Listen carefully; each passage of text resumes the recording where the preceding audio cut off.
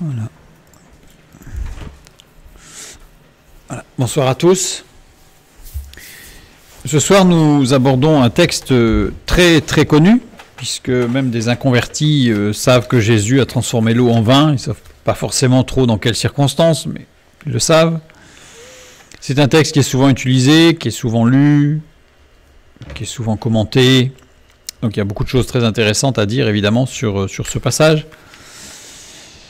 Et donc nous allons l'aborder. Alors, je dirais que malheureusement, comme d'habitude, nous ne pourrons pas tout dire. Mais je pense que nous ferons un second volet pour parler d'un point un petit peu particulier sur ce texte, qui est l'interaction entre Marie et Jésus. C'est très surprenant. Une fois qu'on va avoir lu le texte, on verra que Marie demande quelque chose à Jésus. Jésus dit non mais c'est pas le moment. Et dans la foulée, il le fait. Donc il y a quelque chose qui est surprenant. Donc ça, on verra ça plutôt une prochaine fois. Donc je vous propose de commencer par la lecture du texte dans l'évangile de Jean, chapitre 2, les versets 1 à 11. 3 jours après, il y eut des noces à Cana, en Galilée. La mère de Jésus était là, et Jésus fut aussi invité aux noces avec ses disciples. Le vin ayant manqué, la mère de Jésus lui dit : « Ils n'ont plus de vin. » Jésus lui répondit : « Femme, qu'y a-t-il entre moi et toi ? Mon heure n'est pas encore venue. » Sa mère dit au serviteur : « Faites ce qu'il vous dira. » Or, il y avait là 6 jarres de pierre destinés aux purifications des Juifs et contenant chacun 2 ou 3 mesures. Jésus leur dit : « Remplissez d'eau ces vases, et il les remplit jusqu'au bord. Puisez maintenant, leur dit-il, et portez-en à l'ordonnateur du repas. » Et ils emportèrent. Quand l'ordonnateur du repas eut goûté l'eau changée en vin, ne sachant d'où venait ce vin, tandis que les serviteurs qui avaient puisé l'eau le savaient bien, il appela l'époux et lui dit : « Tout homme sert d'abord le bon vin, puis le moins bon après qu'on s'est enivré. Toi, tu as gardé le bon vin jusqu'à présent. » Tel fut à Cana, en Galilée, le premier des miracles que fit Jésus. Il manifesta sa gloire et ses disciples crurent en lui. Un passage assez court, assez explicite au niveau de sa description, mais qui pose quand même beaucoup de questions. Curieux de commencer le ministère de Jésus, le sauveur du monde, par assister à un mariage et changer l'eau en vin parce qu'il y avait un petit souci technique lors de ce mariage. Donc c'est curieux pour le Fils de Dieu, le créateur de l'univers, de commencer ainsi son ministère. On se serait attendu à autre chose. Et pourtant. Donc l'épisode des noces de Cana n'est pas rapporté dans l'évangile de Matthieu, n'est pas rapporté dans l'évangile de Marc. Pourtant l'évangile de Marc est particulièrement orienté sur les actions de Jésus. Or il n'en parle pas. Ni dans Luc, seulement dans Jean. Seulement dans Jean. Le 4e évangile est différent des 3 premiers. Formé de 232 sections, 106 sections sont propres à Jean. C'est-à-dire que sur 232, on a presque la moitié qui sont propres à Jean et qu'on ne retrouve pas dans les autres évangiles. Il insiste sur le ministère de Jésus, du Christ en Judée, alors que les autres ne mentionnent qu'un voyage à Jérusalem. Jean en signale 5. Donc c'est-à-dire qu'il insiste vraiment sur le ministère de Jésus et du Fils de Dieu en particulier, donc en Judée. Il ne rapporte que 7 miracles sur 33, dont 5 ne sont rapportés que par lui. Donc on voit bien que Jean a une spécificité. Le seul à utiliser le terme de logos, dans Jean 1.1, logos, employé la première fois par Héraclite d'Éphèse, 600 ans avant Jésus-Christ. Il n'y a que 3 passages où le logos et Christ sont exactement les mêmes, dans Jean 1.1, dans 1 Jean 1.1, là c'est mnémotechnique en tout cas, pour s'en rappeler c'est facile, et Apocalypse 19.12. Et le mot logos désigne la raison ou le plan divin qui coordonne l'univers en mouvement. Ça c'est la définition donnée par Héraclite d'Éphèse en 600 avant Jésus-Christ. C'est une définition qui est plus complète que ça, mais là c'est un résumé. Jean s'adresse à des chrétiens qui connaissent la parole de Dieu. C'est pour ça que Jean n'a pas besoin de mentionner tous les miracles, puisque ce sont des gens des personnes, lecteurs de Jean, sont des chrétiens qui connaissent déjà le ministère de Christ, qui connaissent déjà tout ce que Christ a fait sur terre. Et donc, en fait, pour lui, ça n'a pas beaucoup d'importance, puisque ces gens-là, ces lecteurs, connaissent tout ça. Donc, il va insister sur autre chose.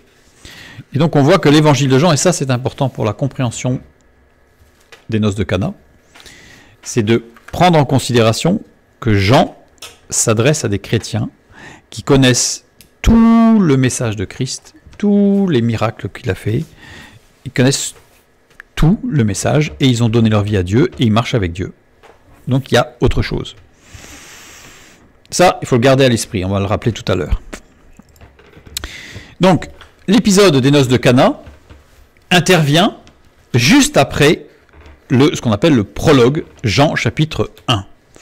Un chapitre extraordinaire d'un point de vue théologique, qui est très loin d'un pragmatisme je dirais, très terrestre, terre à terre, dans l'activité de tous les jours, et qui présente vraiment toute la puissance du Fils de Dieu. Prologue, l'accent est mis sur le caractère divin du Christ. Le Christ existe éternellement, le Christ est Dieu, le Christ participa à la création, le Christ est la vie, le Christ est la lumière, Jésus-Christ est Dieu incarné, Jésus parfaitement homme, Christ totalement Dieu. Jésus-Christ, il insiste Jean donc sur sa venue qui est glorieuse. Sa venue est un effet de la grâce divine. Le salut est accessible par lui. Il est l'agneau de Dieu qui s'offre en sacrifice. Sa venue est l'accomplissement des prophéties. Sa venue suit un plan divin. Donc on voit que la première partie, le premier chapitre de Jean en fait, condense vraiment tout sur la divinité et sur l'aspect extraordinaire, la grâce infinie que Dieu nous a fait. Et donc, c'est la première action. Et dans la foulée, il nous parle de Jésus qui transforme l'eau en vin. Un mariage. Où l'organisateur, semble-t-il, avait sous-estimé la quantité de vin. Il y a un décalage énorme, en fait, entre les deux. Énorme. Mais juste avant les noces de Cana, Jean nous apporte un passage, mais alors qui a l'air comme un cheveu sur la soupe. C'est intéressant de savoir ce qui s'est passé, mais ça paraît bizarre. C'est la parole révélée à Nathanaël, sous le figuier. Je t'ai vu sous le figuier. Donc évidemment, cela nous montre que Jésus est omniscient. C'est clair. Tout ceci en un chapitre. C'est-à-dire que vraiment Jean condense, je dirais, toute la puissance de l'évangile en un chapitre. Et ensuite, il va parler du ministère de Jésus, en particulier en Judée, et donc l'œuvre de Christ. Avec ensuite un passage, voilà, justement, totalement inopportun. On se demande ce qui se passe. L'approche de deux disciples de Jean et de Nathanaël. Il y a deux disciples de Jean, donc deux disciples qui sont avec Jean. Jean dit, voici l'agneau de Dieu. Ils suivent Jésus. Et ensuite, on va parler à Nathanaël. Nathanaël va venir rencontrer Jésus, et Jésus va lui dire, je t'ai vu sous le figuier.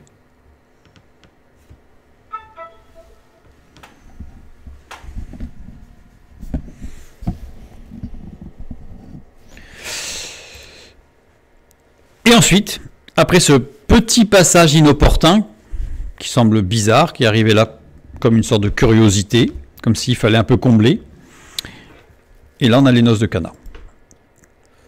Qu'est-ce que Jean veut théologiquement dire? C'est-à-dire qu'on a un chapitre 1 qui est d'une profondeur théologique extraordinaire, et tout à coup, on a quelque chose d'extrêmement basique.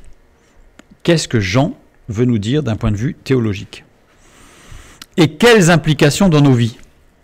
Qu'est-ce que ça peut faire là, ce passage dans nos vies? Nous voyons ici que c'est 3 jours après. L'évangéliste Jean, inspiré par le Saint-Esprit, marque les noces de Cana et insiste sur le fait qu'il y ait eu 3 jours après. Donc le miracle de Cana s'inscrit dans une continuité. Il s'est passé quelque chose avant qui justifie Cana. 3 jours après, un autre événement qui est le point de départ. C'est-à-dire que, comme on nous dit, c'est 3 jours après, c'est-à-dire qu'il y a un point de départ qui est 3 jours avant.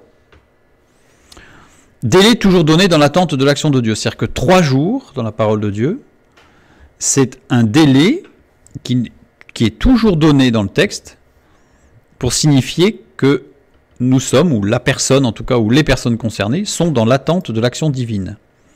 Vision expliquée par Joseph à l'échanson et au panetier du roi, Genèse 40, 3 jours. Les ténèbres en Égypte, avant la sortie du pays, ont duré 3 jours d'attente. 3 jours de préparation avant la révélation de Dieu, Exode 19, 15. 3 jours d'attente que l'arche trouve un lieu de repos, Nombre 10. 3 jours de préparation avant de conquérir le pays promis, Josué 1. Les espions restent 3 jours cachés avant de sortir. Et Jésus est resté 3 jours au tombeau avant l'action de Dieu de la résurrection.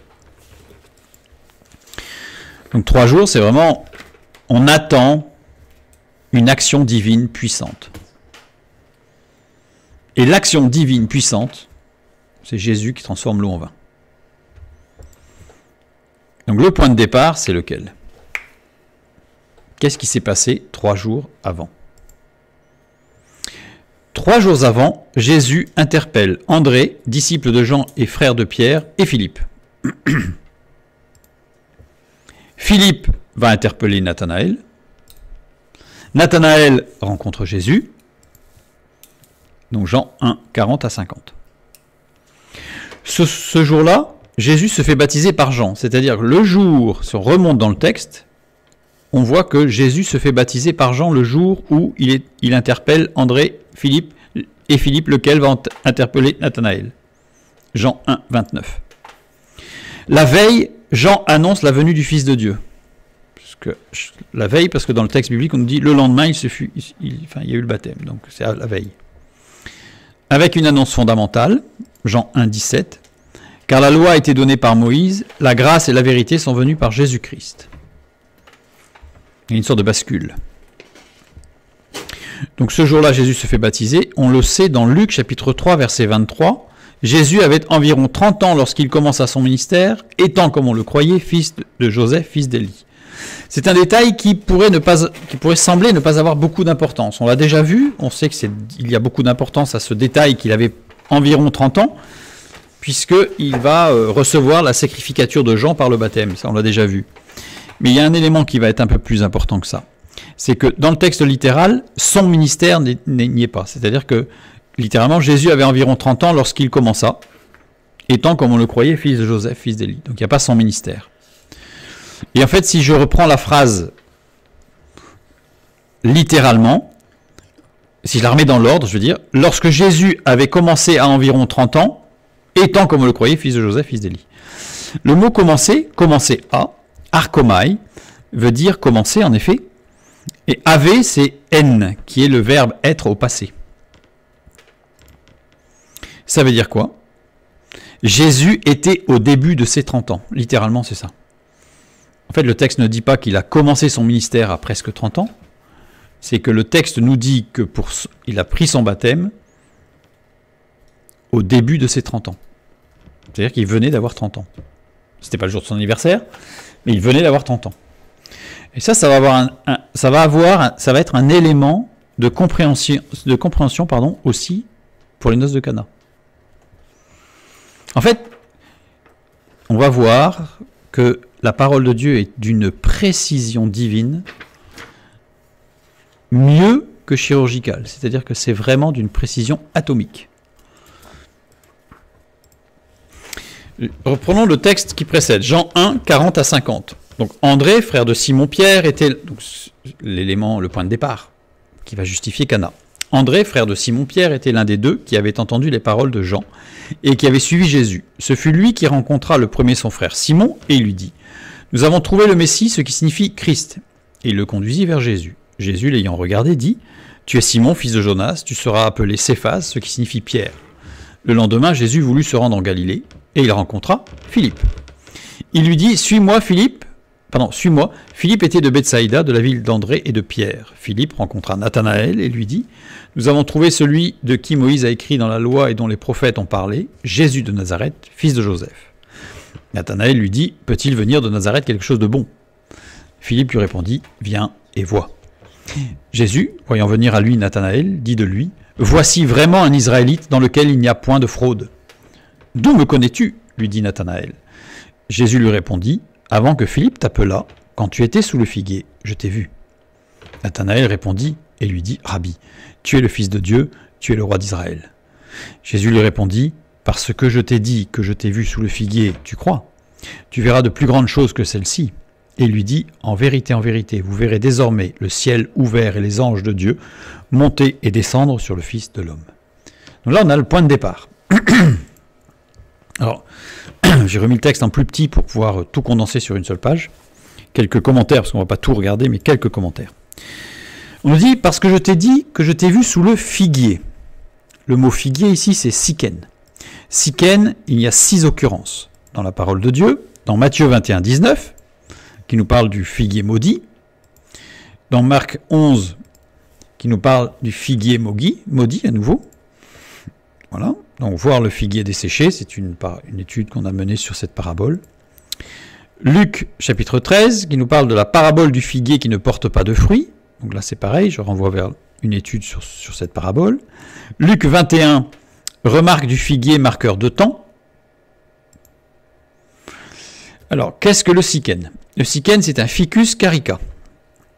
Nom commun, figuier, figuier comestible, figuier commun, figuier de carie ou arbre acarique. En référence à la cité antique en Asie mineure qui produisait des figues sèches. Il existe 2 types de Ficus carica. Ceux qui produisent des fruits une fois par an, figuier unifère, récolte en automne. Ceux qui produisent des fruits 2 fois par an, figuier bifère, récolte en début d'été et en automne. Jésus était au début de ses 30 ans. C'est-à-dire que les faits se déroulent au printemps. Ça veut dire qu'il n'y a pas de fruits. Donc pour savoir pourquoi Jésus est né au printemps et non pas en automne, comme on le dit souvent, voir l'étude sur pourquoi l'intervention des mages, et j'explique pourquoi.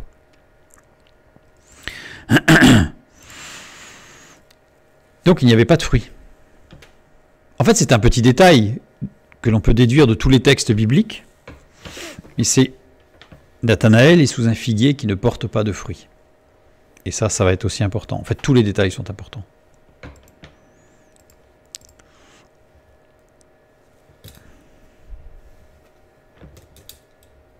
Alors là, le petit rectangle rouge n'est pas du tout au bon endroit puisque c'est Nathanaël.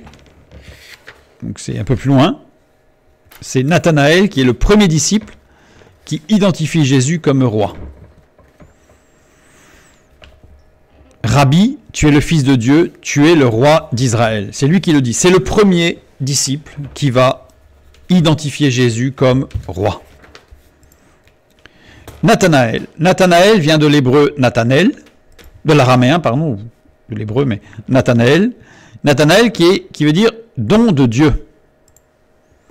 Ou échangé, racheté, délivré par Dieu. Donc, Nathanaël, c'est celui qui est délivré par Dieu. Mais Nathanaël, il a un autre nom dans la parole de Dieu. Il s'appelle aussi Barthélemy. Bartholoméios en grec, qui vient de l'araméen Bar-Talmaï. Bar-Talmaï, Bar qui veut dire le fils de, Talmaï qui veut dire labourer, sillonner. Le fils du labeur ou le fils de celui qui est labouré, de la souffrance. Les 2 premières lettres, racines désignant l'accumulation, et les 2 dernières lettres, racines désignant l'eau, les larmes. Nathanaël est le fils des larmes, le fils de l'accumulation des souffrances profondes. Il est labouré, il est sillonné. Donc Nathanaël est un disciple souffrant. Enfin, il n'est pas encore disciple d'ailleurs, puisqu'en fait il s'appelait Barthélemy et son nom a été changé après. Une fois qu'il est devenu disciple, son nom est devenu Nathanaël en fait. Barthélemy est le fruit de la souffrance. Il est écorché vif et il est déprimé. Nathanaël. Enfin Barthélemy. Et c'est là pour ça que quand Philippe vient le voir, il dit « Ça y est, on a trouvé le Messie, peut-il venir de Nazareth quelque chose de bon ?» En fait, il est déprimé, il a aucune espérance, Nathanaël. Il n'en a plus. Il n'en a plus. Situation implicitement présentée. Il n'y a pas de roi en Israël. Actuellement, il n'y a pas de roi en Israël à l'époque de Jésus, puisqu'il y a un roi, mais qui a été nommé par les Romains. C'est absolument pas un roi. D'ailleurs, s'il y avait eu un roi, c'était Jésus qui aurait dû être roi, puisqu'il était descendant de David par son père et par sa mère, enfin par son père, celui qu'on croyait être son père adoptif, son père. Légalement, il était roi, et génétiquement, il était roi, fils de David. Donc, dans les deux cas, c'était lui. Donc, il n'y a pas de roi en Israël à cette époque-là. Israël, ça veut dire quoi? Ishraël, le sens réel et littéral de Israël, ce n'est pas il lutta avec Dieu, mais Dieu sera le roi. Dieu sera le roi. Donc là, je renvoie vers l'étude, la lutte de Jacob contre l'ange et son changement de nom, pour comprendre vraiment pourquoi le véritable sens de Israël n'est pas il lutta avec Dieu, mais Dieu sera le roi. Et c'est pour ça qu'encore aujourd'hui, rien que le fait de mentionner le pays d'Israël, on proclame que Dieu sera roi. Donc forcément, c'est pour ça que certains sont très agacés, même sans savoir en fait ce qu'il y a derrière, puisque c'est une proclamation. Et il n'y a pas de fruits sur le figuier. Mais ils vont arriver, puisque nous sommes au printemps. Nous sommes à une période où justement ça va basculer, et le figuier va porter des fruits. 1 roi 4,25, nous lisons. Juda et Israël, depuis Dan jusqu'à Beersheba, habitèrent en sécurité, chacun sous sa vigne, sous son figuier, tout le temps de Salomon. Chacun, c'est Ish. C'est pas chacun, c'est l'homme. Et Ish, c'est l'homme qui se réalise en Dieu. L'homme qui s'est réalisé en Dieu, l'homme qui est selon le cœur de Dieu, il est sous la vigne et sous le figuier. Jésus a vu Nathanaël qui était sous le figuier. Et quand Jésus va lui dire « Je t'ai vu sous le figuier », en fait, il fait référence à ce passage. Et c'est pour ça que Nathanaël dit « Mais tu es le Fils de Dieu ». Judas, c'est la vigne, dans la parole de Dieu. Et Israël, c'est le figuier.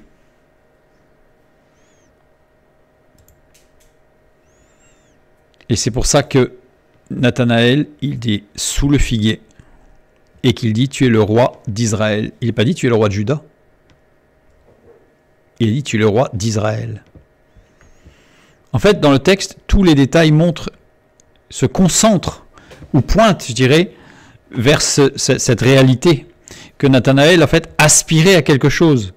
Il aspirait à la justice en Dieu. Il aspirait à ce que Dieu devienne roi. Mais il avait perdu toute espérance. Ça faisait 400 ans qu'il ne s'était rien passé. Ça faisait 400 ans qu'on parlait de promesses, mais c'était le silence total. Donc Nathanaël était complètement abattu. Complètement abattu. Sous le figuier, qui n'avait pas de fruits, à une époque où il n'y a plus de roi en Israël. Et c'est pour ça qu'il est parlé que dans ce verset, c'est bien le 1 roi 4, 25, tout est important, c'est Israël sous le figuier, tout le temps de Salomon. Or Salomon, c'est quoi? C'est le temps de la gloire d'Israël. Salomon, c'est la référence du temps de la gloire d'Israël. Nathanaël regardait les temps de gloire du passé. Et Jésus va lui répondre. Jésus va répondre à l'attente de Nathanaël. Puisqu'il lui dit « Je t'ai vu sous le figuier », d'accord, mais il annonce le fruit de tout l'Ancien Testament. « En vérité, vous verrez désormais le ciel ouvert et les anges de Dieu monter et descendre sur le Fils de l'homme. » Là, il lui donne la réponse. Il dit « Ça y est. » Et ça, en citant ça, on ne va pas le regarder ce soir, mais il part de Jacob, l'échelle de Jacob, jusqu'à la fin de l'Ancien Testament, avec les dernières promesses faites de la venue du Messie. Donc c'est pour ça que immédiatement Nathanaël, il reconnaît le Fils de Dieu et il le proclame, tu es le roi d'Israël, celui que nous attendons. Celui que nous attendons, alors il n'a pas forcément tout compris, le fait que Jésus ne sera pas roi terrestre et ne ramènera pas la gloire du temps de Salomon sur terre, mais il a compris que c'était lui, qu'il était Dieu et qu'il était le roi d'Israël. Tout ça, dans ce passage, 3 jours avant. 3 jours avant. Et c'est le point de départ. Et donc, il annonce le fruit de tout l'Ancien Testament, et c'est pour ça que le figuier ne porte pas encore de fruits, mais qu'il va bientôt en porter. En fait, tous les détails sont très, très précis, et nous présentent, nous présentent tout le décor, tout l'environnement spirituel de l'attente, de déprime, du manque d'espérance. Bref, mais il y a encore la foi. Et dans cette attente souffrante, il est sous le figuier. Il est l'homme juste, selon le cœur de Dieu, sous le figuier, Nathanaël. Et à partir de là, eh bien, 3 jours après, donc 3 jours après cet événement qui annonce le roi d'Israël. Donc c'est pour ça que les noces de Cana interviennent juste après ce petit événement-là, qui paraît anodin, mais qui en réalité est profond, puisque c'est l'accomplissement de tout le chapitre 1. Tout le chapitre 1, en fait, s'accomplit dans les versets précédents. On a la révélation là. Puis, 3 jours après, il y eut des noces à Cana. Cana, en grec, vient de l'hébreu Cana. Cana, qui veut dire roseau, balance, c'est-à-dire canne à mesurer, donc système de mesure, unité de mesure, une canne c'est 3,32 mètres, ou acheter, racheter, acquérir. Donc souvent, dans le commentaire, on dit qu'il y eut des noces à Cana, parce que Cana, qui vient de l'hébreu Cana avec un Q, un Kof, Nun, E, qui porte le sens de racheter, donc en fait c'est l'œuvre de Christ qui commence, puisqu'il est venu pour racheter l'humanité. Mais il y a une autre étymologie, une autre origine possible. C'est de l'hébreu Kana. Non plus Kof Nun E, mais Kaf Nun Ain. Ça se prononce pareil. Sauf que là, ça veut dire être humilié, être sous le joug, être dans la confusion. Correspond à la situation décrite. C'est-à-dire que le nom de Cana, si on prend l'étymologie qui veut dire être dans la confusion, et ça correspond tout à fait à ce qui s'est passé au mariage. Puisqu'au verset 3, nous lisons, le vin ayant manqué, la mère de Jésus lui dit, ils n'ont plus de vin. Donc on voit qu'il y a un peu la panique. Il y a la confusion. Il y a un problème. Correspond aussi à la situation décrite juste avant avec Nathanaël et Barthélemy, qui est dans la confusion, qui est dans la dépression, qui se joue, il est humilié. Que se passe-t-il? Il y a des promesses et il ne se passe rien. C'est les Romains, nous sommes assujettis à cet étranger, ce païen, bref. Donc on voit bien que l'étymologie, il y a deux sources en fait. Soit on part du fait que la source c'est une description de la situation, soit on part du fait que c'est une description de ce qui commence l'œuvre de Christ rachetée. Nous avons vu que Nathanaël ou Barthélemy, homme déprimé dans le désarroi et l'interrogation, correspondrait à l'annonce de l'œuvre de Christ venu racheter les perdus. Or, Jean s'adresse à des chrétiens qui connaissent la parole de Dieu. Donc, ils savent très bien que Jésus est venu racheter, puisqu'eux-mêmes ont été rachetés, les lecteurs. Donc, ça veut dire qu'en fait, ce n'est pas cette étymologie qu'il faut prendre, mais l'autre. Il faut prendre l'autre étymologie. Et c'est intéressant, parce qu'à ce moment-là, il y a beaucoup de choses qui s'éclairent. La mère de Jésus était là. N, comme tout à l'heure, le verbe être au passé. Elle était là, d'accord. Conjuguée à l'imparfait. Ça veut dire qu'elle est là de façon continue, linéaire ou répétée. C'est-à-dire qu'elle n'est pas là que cette fois-ci, elle est tout le temps là. Ou elle est très souvent là. Cana était un lieu que Marie connaissait parfaitement. Elle n'était pas là juste cette fois-là, puisque sinon ça aurait été du parfait. Mais là, c'était de l'imparfait. Le verbe est à l'imparfait. Donc ça veut dire qu'elle est là souvent. Soit elle y habitait, après le décès de Joseph, son époux, soit elle y venait régulièrement.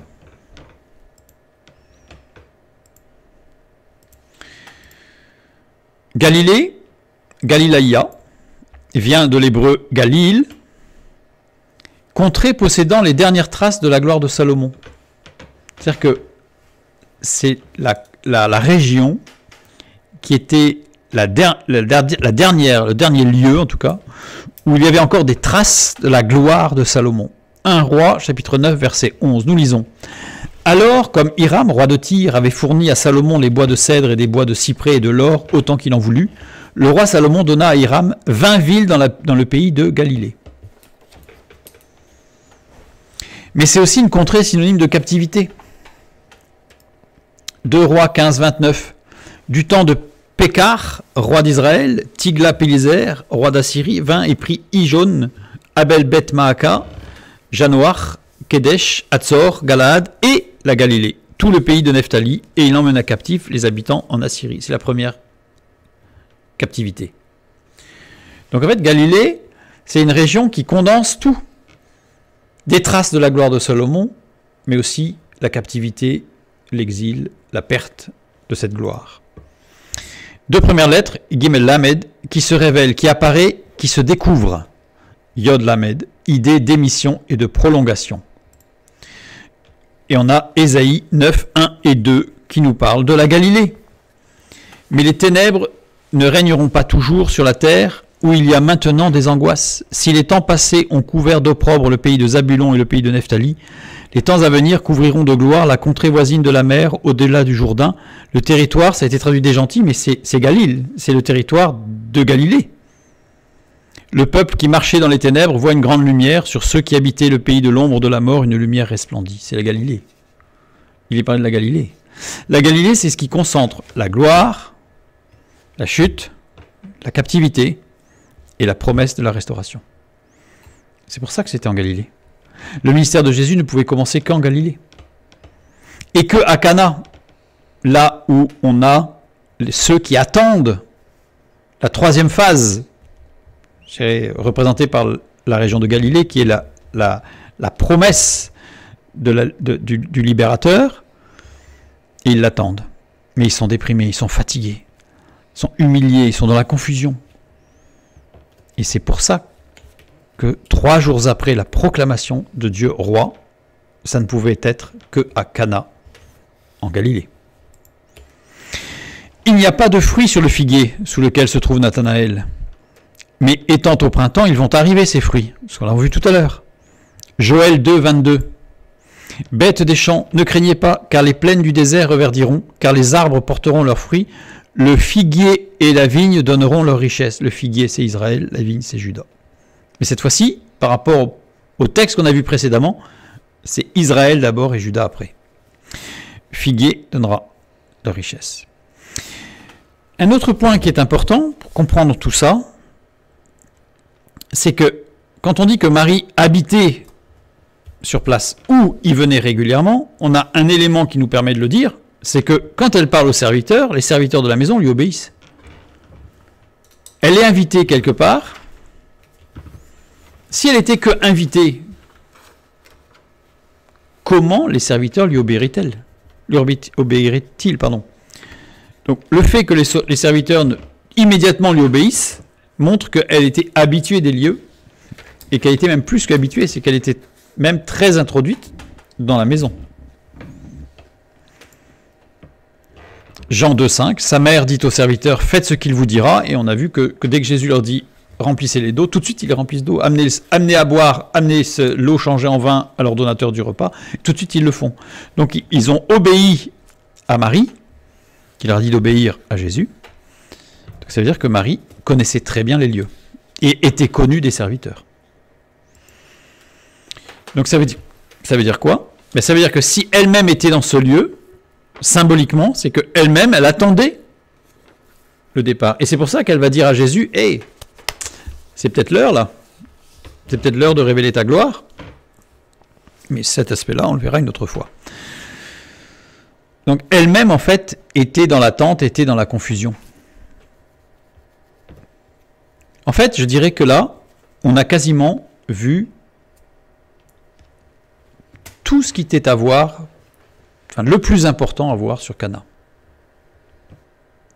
Jésus, l'évangile de Jean, et c'est pour ça qu'il n'y a que Jean qui en parle. Parce que ce n'est pas l'acte en lui-même qui est montré comme un miracle, l'eau changée en vin, mais c'est toute la révélation et l'accomplissement de toutes les prophéties par rapport à la Galilée, par rapport à Cana, l'homme qui est sous le joug, qui est dans la confusion, enfin, tout ça, et Jésus qui vient régner, tout ça s'est révélé là. Et c'est pour ça que c'est juste après le prologue. C'est logique. C'est d'une logique extraordinaire. Continuons. Donc 3 jours après, il y eut des noces. On a compris pourquoi Cana, pourquoi en Galilée, on a vu pourquoi la mère de Jésus était là, pourquoi cette petite phrase est très importante. Et maintenant les noces. Gamos. Gamos, 16 occurrences. Alors 16 occurrences, je ne l'ai pas mis dans le diaporama, mais c'est très important parce que dans l'Ancien Testament, il y a 16 prophètes qui annoncent la venue du Messie. Et dans le Nouveau Testament, il y a 16 apôtres et évangélistes qui annoncent l'œuvre de Dieu. Donc en fait, il y a 16 dans l'Ancien Testament, 16 prophètes. Il y a 16 évangélistes et apôtres dans le Nouveau Testament. Donc 16, c'est l'annonce. Donc c'est un rapport à l'annonce de l'œuvre de Christ. Donc, 16 occurrences, on a les noces de Cana, on a 2 occurrences dans les noces de Cana, on a la parabole des invités, il y a 8 occurrences dans la parabole des invités, donc là j'en renvoie vers notre étude sur la parabole des invités. Parabole des vierges sages et des vierges folles, avec une citation, là je renvoie vers la parabole des vierges, des 10 vierges. Parabole des serviteurs attendant leur maître rentrant de noces. Parabole des premières et dernières places à des noces. Le mariage devant être honoré de tous, donc c'est dans Hébreux 13. Et pour désigner les noces de l'agneau, dans Apocalypse 19, 7 et 9. Donc on a quasiment tous les passages. Je mets entre pointillés le mariage devant être honoré de tous, parce que nous ne l'avons pas étudié, mais si nous l'étudions, nous verrions qu'il est aussi fait mention des noces de l'agneau en réalité, en rapport évidemment au mariage entre un homme et une femme, et donc évidemment il y a un lien entre les deux. Donc en fait, ce mot gamos est toujours en rapport avec les noces de l'agneau. Donc ça veut dire que non seulement on proclame le Christ qui règne, non seulement on voit la situation du peuple qui est sous le joug, c'est la Galilée qui concentre toutes les promesses. Mais le mot gamos, c'est pas pour une autre fête, c'est gamos, noces de l'agneau.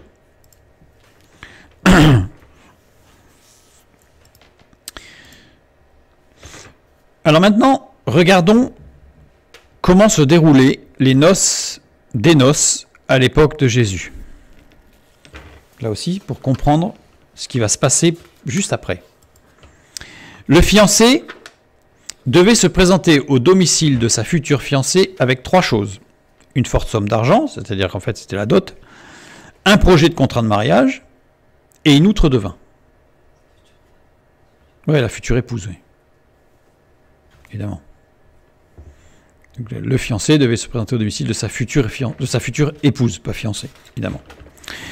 Un prix était fixé pour l'acquisition de la mariée. Ce prix devait être payé par le fiancé. Alors, le prix payé pour l'acquisition, c'est, je mets un petit détail, l'homme, bibliquement parlant, achetait sa femme, mais en fait, si on regarde bien, l'homme achetait la fidélité de son épouse au prix de sa vie et de tout ce qu'il était et possédait. C'était ça le prix. Cet engagement étant régulièrement réitéré, renouvelé. Je renvoie vers l'étude conditions féminines et masculines, Sarah et Agar, les excès de l'instinct maternité, où je parle de cet aspect des choses. Le fiancé devait donner son consentement, la fiancée devait donner son consentement.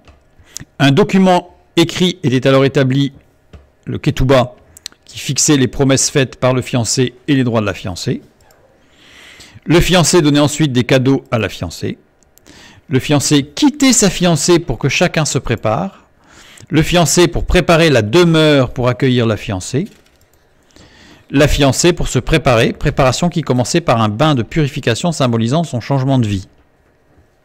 Donc elle devait passer par les eaux, s'immerger dans un bain de purification qui symbolisait son changement de vie. Elle appartenait à son fiancé, enfin à son époux. Seul le père du fiancé pouvait fixer la date de son retour, car il fallait que chacun ait terminé sa préparation à la vie commune. Le retour du fiancé se faisait en général la nuit au son du chauffard. Il emmenait sa fiancée dans sa chambre où leur union était consommée et commençait une grande fête de 7 jours de réjouissance avec tous les invités. Déroulement qui explique l'image prise par l'Esprit de Dieu pour annoncer le plan de Dieu pour l'Église. C'est-à-dire qu'en fait, évidemment, toute cette démarche avec le fiancé qui part, qui revient, 7 jours de fête, les 7 années des noces de l'agneau, j'en dirai pas plus, chacun pourra à loisir regarder le rapport. Et l'organisation du mariage n'est pas une prophétie qui annonce, mais c'est plutôt l'inverse. C'est-à-dire que ça a été utilisé dans la parole de Dieu, parce que dans ce cas-là, tout le monde pouvait exactement comprendre tout le plan de Dieu depuis, je dirais, la naissance, enfin le ministère de Christ, qui a payé le prix par sa vie, qui a racheté l'épouse, l'Église, qui a payé le prix.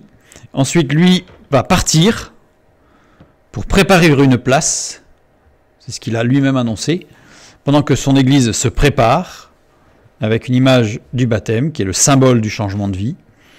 Et ensuite, il n'y a que le Père seul qui sait quand est-ce que le fiancé revient chercher son épouse.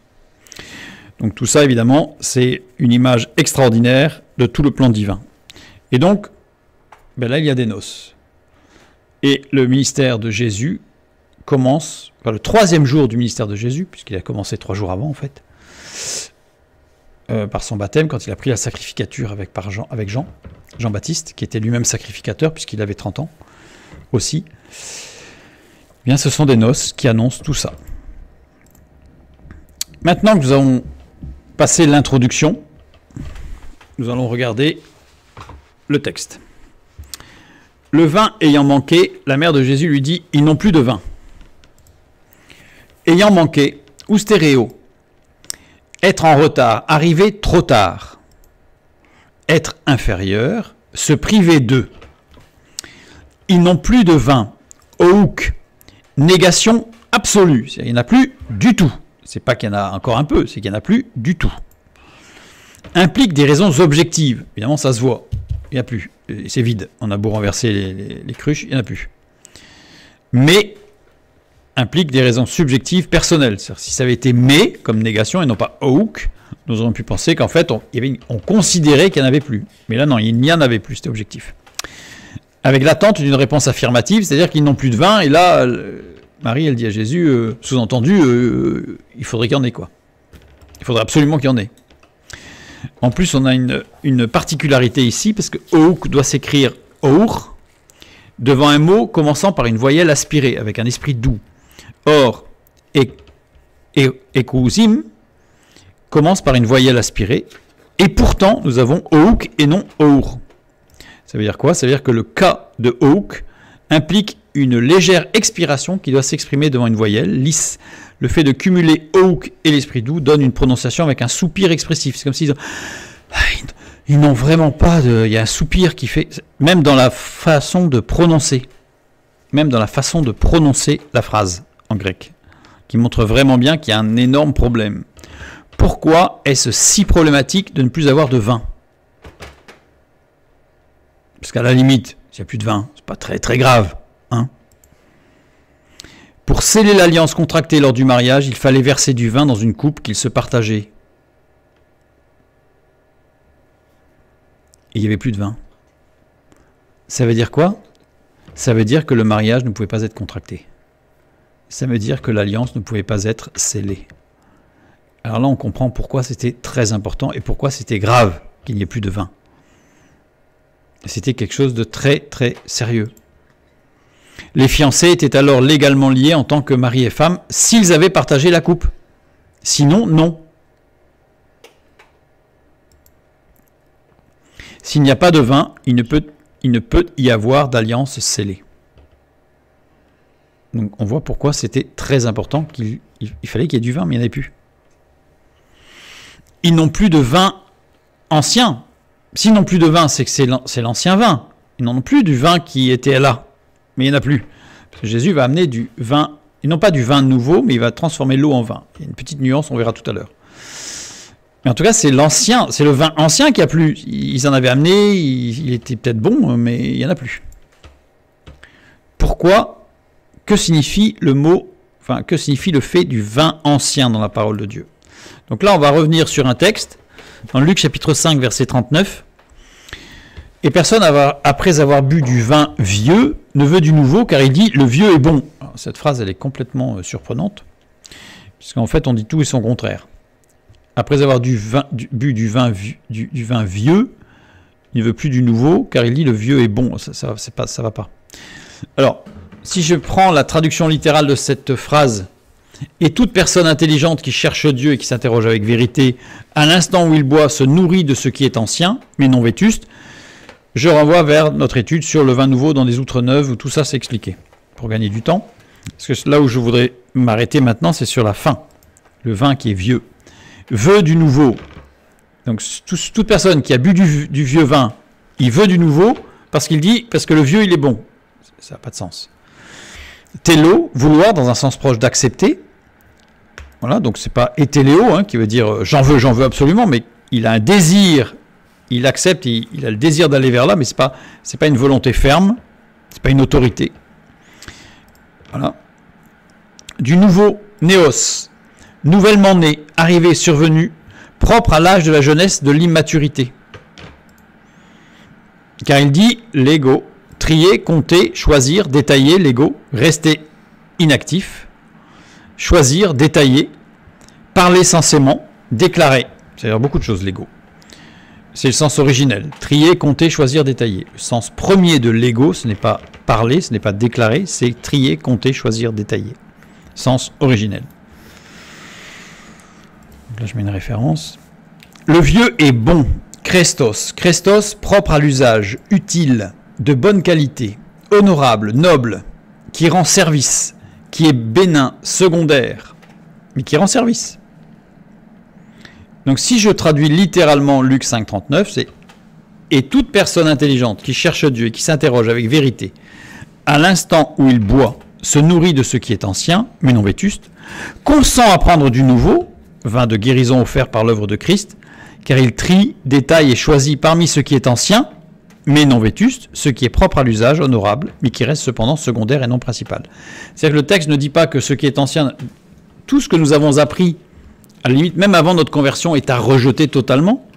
Le texte nous dit que ce qui est ancien, il y a des choses qui sont certainement utiles, mais qui resteront secondaires, parce que ce qui est l'essentiel, le principal, c'est ce qui est nouveau. Mais on ne rejette pas tout. On ne casse pas tout. Il y a des choses bonnes que Dieu nous a données avant notre conversion. Donc ça veut dire quoi? Ça veut dire que le vin ancien, eh bien, c'est ce qui est propre à l'usage, honorable, mais qui reste cependant secondaire et non principal. Ben, ils n'en ont plus. Ils n'ont plus de ce sur quoi ils s'appuyaient. Ils n'ont plus. Ils n'ont plus. Et ça encore, ça rejoint l'image qu'on a vu tout à l'heure d'un Nathanaël qui est épuisé, qui n'a plus d'espérance, qui est confus. Ils n'ont plus de vin. Maintenant, le verset 6. « Or, il y avait là 6 vases de pierre destinés aux purifications des Juifs et contenant chacun d'eux 2 ou 3 mesures. » Vase, oudria. Oudria, il y a 3 occurrences. Ce mot est employé 3 fois. 2 dans Jean chapitre 2, les noces de Cana, dans notre texte. Et 1 dans Jean chapitre 4, la femme samaritaine, qui a une oudria, qui va chercher de l'eau avec une oudria. Alors, pas forcément une oudria de pierre, mais une oudria. Parce que là, en l'occurrence, ici, dans les noces de Cana, ce sont des oudrias de pierre. Là, c'est pas de pierre, c'est pas oudria, parce que là, j'ai un copier-coller malheureux. De mémoire, je ne sais plus ce que c'est que le texte, mais ça veut dire fait de pierre. Je ne me souviens plus du mot. Bon, il faudra que je corrige dans le PDF, qui sera téléchargeable. Et ce mot-là aussi, il y a 3 occurrences.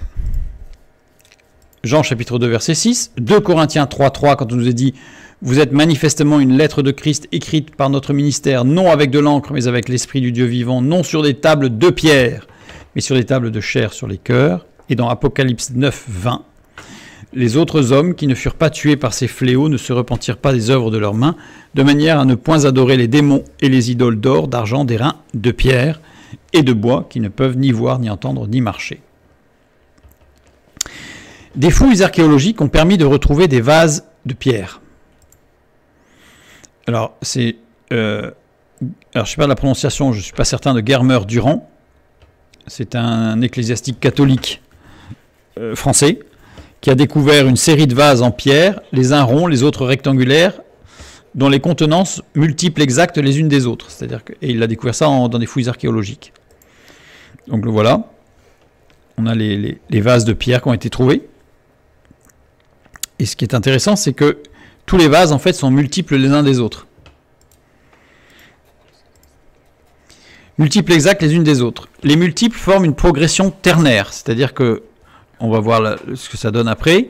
Ce qui est intéressant, c'est que dans le texte biblique, on nous dit que donc ces vases de pierre destinés aux purifications des Juifs et contenant chacun 2 ou 3 mesures. Le verbe contenir ici, c'est choréo, qui désigne l'action de revenir en arrière pour des personnes, ou désigne un accommodement, un arrangement, quand il s'agit de personnes ou de choses. Chacun, ana, au milieu, entre, avec, et mesure. La référence des mesures liquides dans l'Ancien Testament est le 1. Donc il y avait 2 ou 3 1. J'ai mis quelques références pour le 1. Le 1, ça faisait 4 litres. Et les vases qui ont été trouvés, le volume de référence était le 1. Certains vases mesurent 1 séat, c'est-à-dire 2 1. D'autres vases mesurent 1 bat ou épha, c'est-à-dire 3 séat, c'est-à-dire 6 1.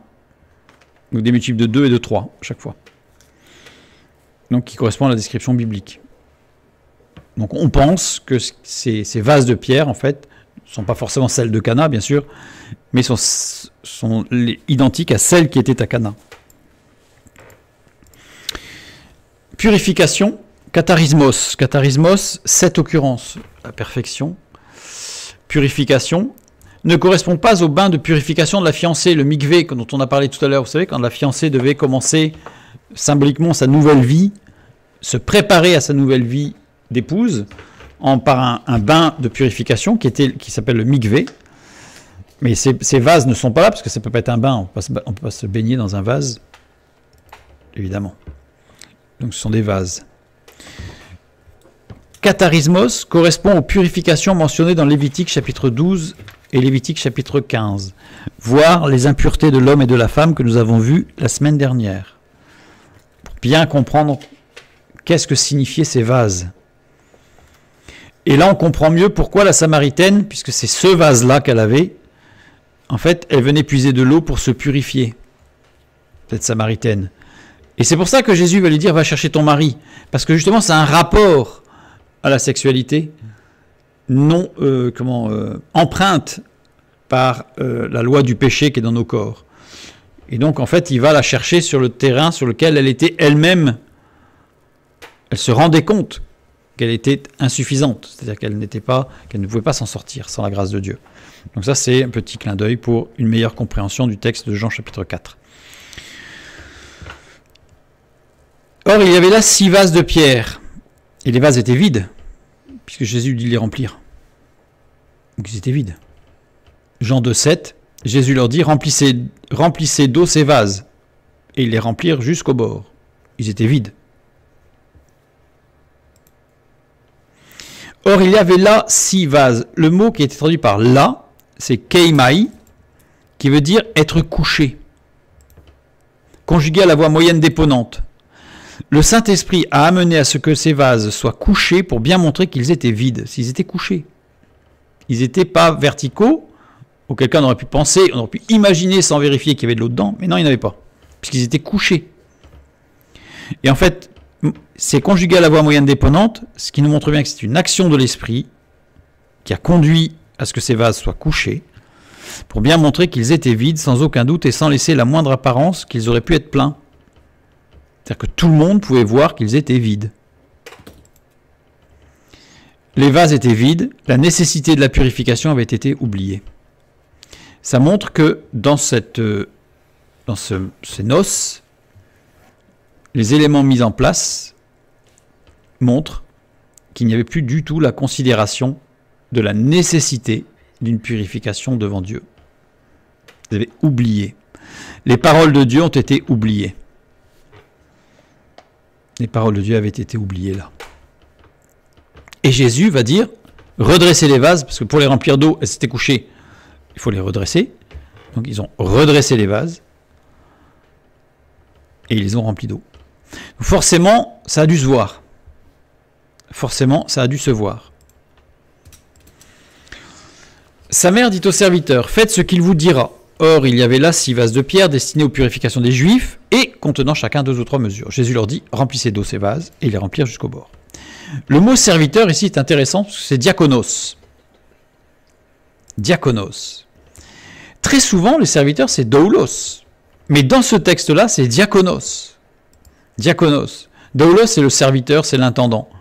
Parfois traduit par esclave. Diakonos, c'est le messager, le serviteur. Et c'est ce mot qui a donné diacre ou diaconesse. Donc le fait que ce soit employé diakonos, et non pas doulos, comme tous les autres textes, comme la majeure partie des textes, montre quelque chose d'important. C'est que Marie, habituée des lieux, connaissait ceux qui étaient restés attachés à Dieu, parce que ce sont des diakonos, ce ne sont pas des doulos. Donc Marie s'est adressée aux diakonos, en disant « écoutez ce qu'il va vous dire ». Et la raison pour laquelle ils ont écouté, c'est qu'ils étaient déjà dans l'attente de l'action divine. Ce sont des serviteurs de Dieu, en fait. Et des servantes de Dieu. Diakonos. Jésus leur dit, à qui? Aux diakonos. Et ils les remplirent jusqu'au bord. Ces diacres, j'ai mis entre guillemets, parce que c'est la traduction, si on devait faire une traduction, je dirais, telle qu'on a aujourd'hui, ces diacres obéissent immédiatement. Jean, chapitre 2, verset 8. « Puisez maintenant, leur dit-il, et portez-en à l'ordonnateur du repas. » Et ils en portèrent. Pour les remplir, ils ont redressé. Donc ils ont remis les choses en ordre. Pour les remplir, ils ont été puisés de l'eau.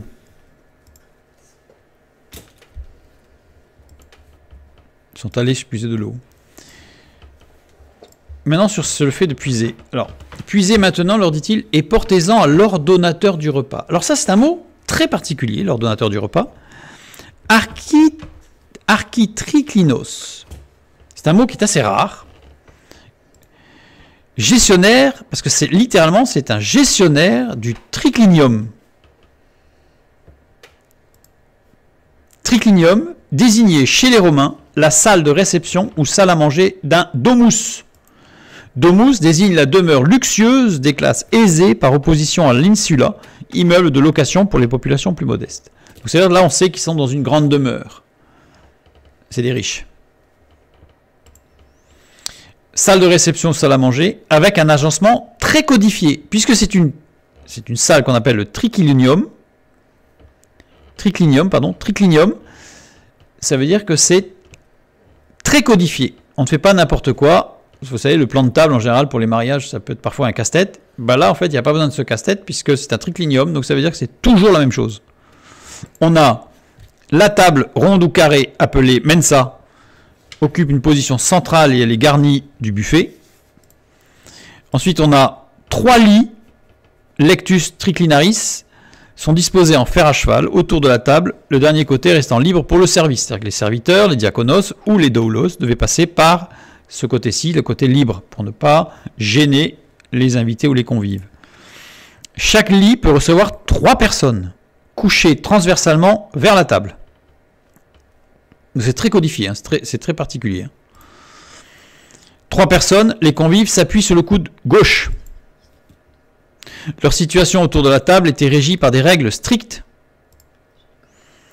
Le lectus imus accueille le maître de maison et sa famille.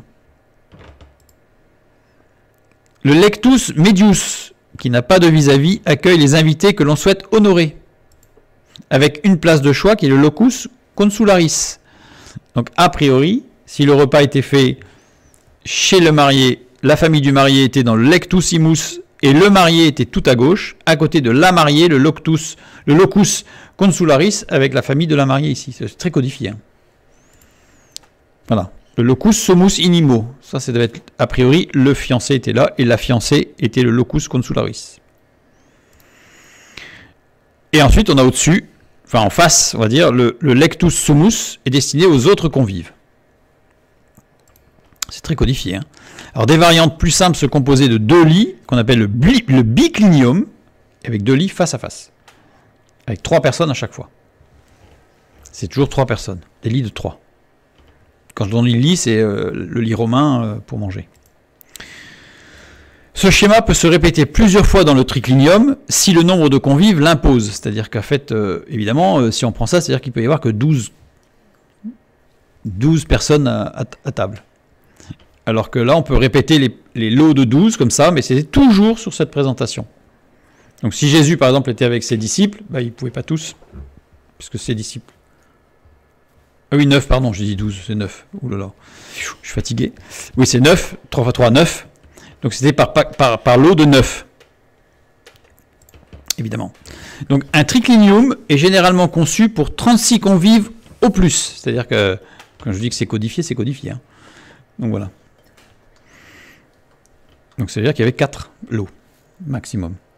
Donc ça veut dire que Marie, Jésus et ses disciples étant là, soit ces personnes-là n'avaient que très peu de famille, ce qui serait très surprenant pour l'époque, soit ils étaient très proches. On confirme bien que Marie était très connue de la famille. Et donc, par contre, ce qui est fondamental, c'est qu'à partir du moment où l'ordonnateur du repas, c'était un architriclinos, ça veut dire que la famille avait adopté les coutumes du monde romain païen. Parce que ça, c'est romain, ça. On voit bien que c'était la déconfiture, je dirais, du peuple de Dieu. Les vases étaient renversés, les vases de purification. Donc on comprend que Nathanaël, qui était un homme selon le cœur de Dieu, en fait, il était découragé. Nathanaël, il est de Cana, lui. Il était découragé. Les vases sont renversés. Ce mariage se fait dans les règles purement romaines. Il n'y a plus rien du tout de biblique. C'est une catastrophe. Jésus leur dit, remplissez d'eau ces vases. Ils les remplirent jusqu'au bord. Puis, puisez maintenant, leur dit-il, et apportez-en à l'ordonnateur du repas, donc ce fameux responsable de l'organisation romaine. Et ils emportèrent, quand l'ordonnateur du repas eut goûté l'eau changée en vin, ne sachant d'où venait ce vin, tandis que les serviteurs qui avaient puisé l'eau le savaient bien, il appela l'époux.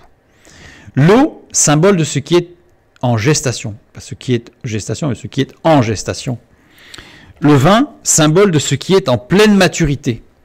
Donc Jésus a transformé ce qui était en gestation, ce qui n'était pas achevé, ce qui était informe et vide de sens, il l'a changé en quelque chose de mature. Exode 7, 19. L'Éternel dit à Moïse, dis à Aaron, prends ta verge et étends ta main sur les eaux des Égyptiens, sur leurs rivières, sur leurs ruisseaux, sur leurs étangs et sur tous leurs amas d'eau. Elles deviendront du sang et il y aura du sang dans tout le pays d'Égypte, dans les vases de bois et dans des vases de pierre. Dans les vases de pierre. Jésus commence son ministère en accomplissant l'aspect prophétique de la sortie d'Égypte. L'eau changée en vin, dans des vases de pierre. Jésus termine son ministère en accomplissant la Pâque. Jésus est l'agneau de Dieu. Les 10 plaies d'Égypte sont une forme prophétique de l'action de Jésus. Et si on prenait les miracles de Jésus sur des personnes et non pas sur des choses, comme la multiplication des pains, des choses comme ça, nous verrions qu'il a accompli les 10. L'équivalent des 10 plaies dans les miracles pour rétablir la lumière et la gloire de Dieu. Il leur a dit à qui? Au diaconos toujours, c'est ce qu'on a vu tout à l'heure, ce qu'a donné diacre et diaconesse. Portez-en à l'ordonnateur du repas. Phéro. Phéro, ça veut dire porter sur soi ou avec soi quelque chose, porter ses armes, porter un enfant dans son sein, porter la lumière devant quelqu'un, supporter ce qui est difficile et pénible, porter, transporter, apporter à quelqu'un, contribuer à, remporter, obtenir, gagner, retirer un gain. Ça veut dire c'est porter à l'ordonnateur. Ce sont des diaconos, ce sont des messagers. Et ils devaient porter à celui qui était le responsable de cette organisation romaine, il devait porter cette eau changée en vin, cette immaturité portée en maturité. Il est conjugué au présent. C'est un fait, il fallait le porter. Et ils emportèrent, et là c'est vraiment intéressant, puisque là on a un jeu, puisque le mot « ils emportèrent », c'est le même verbe, « phéro », mais cette fois-ci il est conjugué à l'aoriste. C'est-à-dire qu'ils étaient en constante attention pour apporter. Ils ne l'ont pas fait une fois. Ça veut dire que Jésus a dit « portez-en » au présent, et ils l'ont vécu comme étant tout le temps au présent. Chaque instant, c'était le présent, c'était le moment présent, c'était le maintenant. Puiser, antléo, puiser, écopé, conjugué à l'aoriste, parce que les diacres puisent sans cesse, c'est parce qu'ils puisent sans cesse qu'ils peuvent répondre au temps présent. C'est-à-dire que ces diaconos ont pu apporter l'eau changée en vin, parce qu'en réalité, ils n'ont pas fait que puiser au moment où Jésus leur a dit, mais en permanence, ils puisaient de l'eau. Ils puisaient où? La source d'eau, c'est la parole de Dieu, évidemment. Et donc, ils puisaient sans cesse, et ils ont pu apporter et rester dans cette dynamique de messager en permanence. Donc, ce texte montre vraiment toute la vie de l'Église, toute le ministère de l'Église, qui est d'être le témoin de la grâce et de la puissance de Dieu, qui change l'eau en vin, qui change l'immaturité en maturité, en quelque chose de mature, de profond. Et voilà, chaque temps présent. Et en tout moment présent favorable. C'est-à-dire que là, dès que c'est possible, dès que c'est conduit, le diaconos est un messager. Porteur de lumière, il porte la lumière, il transporte, il porte sur lui, il fait sien, et porter un enfant dans son sein, c'est faire sien. C'est vraiment, j'apporte pas un message que je transmets sans même comprendre, c'est quelque chose que je me suis approprié complètement. Et on finit ce texte des noces de Cana par le verset 11, qui est le dernier verset, et une fois qu'on a compris tout ce que nous venons de lire, eh bien ce verset est extraordinaire de portée, puisqu'il nous dit « Tel fut à Cana en Galilée », et donc il y a une répétition, Cana en Galilée, le premier des miracles que fit Jésus, il manifesta sa gloire, et ses disciples crurent en lui. C'est un condensé extraordinaire d'accomplissement prophétique de tout l'Ancien Testament dans ces quelques versets. Et c'est pour ça que ces mots sont d'une profondeur extraordinaire et qu'on ne peut pas comprendre si on n'a pas vu tout ce qu'il y avait derrière. Il manifesta sa gloire. C'est la gloire du Fils de Dieu, révélé, incarné, et qui va aller jusqu'au bout et qui va pouvoir dire sur la croix, tout est accompli. Tout est accompli dans le moindre détail. Dans le moindre détail, tout est accompli. Et ses disciples, dont nous faisons partie, crurent en lui. Que Dieu vous bénisse et à bientôt.